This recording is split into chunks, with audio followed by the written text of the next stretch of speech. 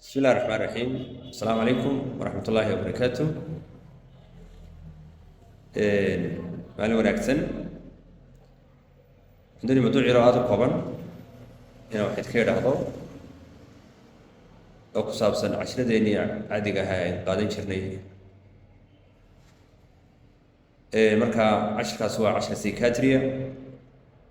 Waxa psychiatry la yiraahdo ama xanuunada waalida la yiraahdo calaamadii leeyihiin common oo guud. Calaamadaha guud ee common-ka ah way fara badan yihiin, laakiin haddana si guud shan baa loo qaybiyaa.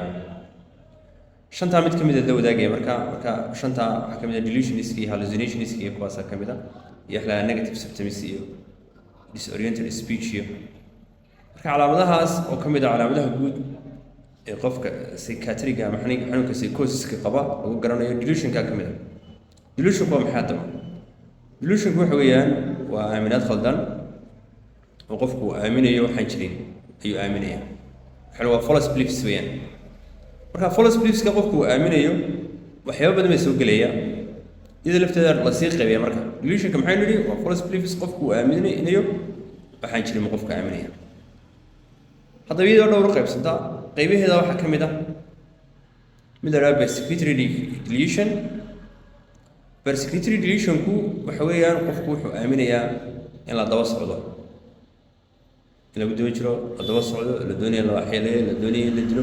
Aduu daba socdo qof shakisan oo ka shaki qaba dad kale oo cidna daba socotaana ma jirto, laakiin isagu wuxuu aaminayaa in la daba socdo. Waa kow. Waxaa jira mid la yiraahdo somatic delusions.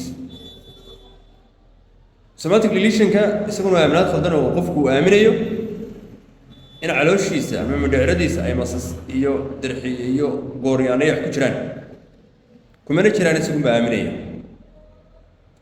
mid baa jirta la yiraahdo nihilistic delusions.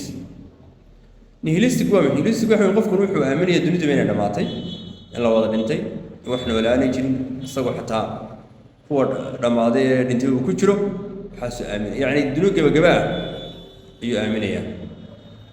Waxaa ka mid ah grandiose delusions. Grandiose delusion waxa weeyaan qofku wuxuu noqonayaa qof isla weyn, wuxuu aaminaya dadku inuu awood badan yahay, inuu cilmi badan yahay, inuu aqoon badan yahay, in laga wada dambeeyo.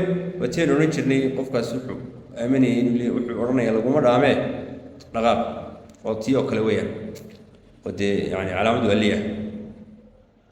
Marka grandiose delusion baa la yiraahdaa qof isla weyn. Grandiose wax loo yaqaan isla weyn iyo awood gaar ah qofka sheeganaya. Waxaa ka mid ah referential delusions. Referential delusion-ku waxa weeyaan qofku wuxuu aaminayaa cid kasta in isaga hadal hayso, TV-yada isaga laga sheego, idaacadaha isaga laga sheego, in boorarka meelaha billboardska meelaha lagu soo dhajiyay waxa soo dhamma isaga ay ka sheekeynayaan, isaga xayeysiinayaan ayuu aaminaya.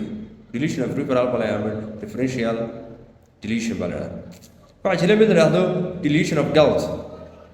Delusion of guilt qofku wuxuu aaminayaa inuu dambiile yahay, inuu cid dilay ama cid waxyeelay, cid dhibaateeyay, mana jiraan wax soo dhan. Isaga laakiin aaminaya. Delusion of guilt baa guiltiga inuu dambiile yahay ama dambi galay ayuu aaminaya. Intaas waa noocyada delusions loo qaybiyo.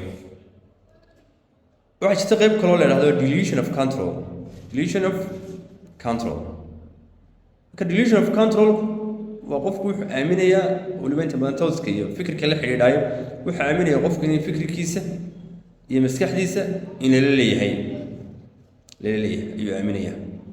oo mar wax lagu shubo, mar wax lagala baxo, mar la dhageysto oo fikirkiisa lala socdo ayaa maxaa delusion of control baa la yiraahdaa.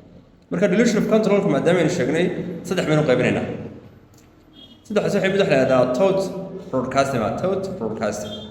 Thought broadcasting qofku wuxuu aaminayaa in maskaxdiisa waxa uu ka fikiray waxa ku dhex jira waxaas oo dhan ba lala socdo sida nooc recording oo kale qofku wixii sameeyay inay duuban yihiin oo la duubayo oo la og yahay ayuu aaminaya.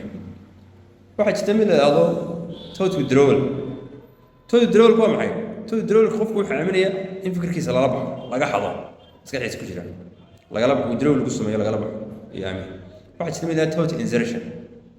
Thought insertion waa maxay? wuxuu aaminayaa in wax fikir khaldan isaga maskaxdiisa la geliyo, yani fikir aan isagu lahayn maskaxdiisa lagu soo tuuro oo la geliyo ayuu aaminaya. waxaas oo dhan ma jira, waxna lagama baxo, waxna lama soo geliyo, cidna lama socotee isagu ma aaminaya saddexaad waa maxaa la isku dhahdaa waxaa la isku dhahdaa delusion of control marka kaas waa delusionkii waan sheegnay wuxuu yahay qaybihiisi waan sheegnay iyo qaybta dambe delusion of control marka intaasaan doonid la wadaago ka faa'iidaysi wanaagsan asalaamu calaykum waraxmatullahi wabarakatuh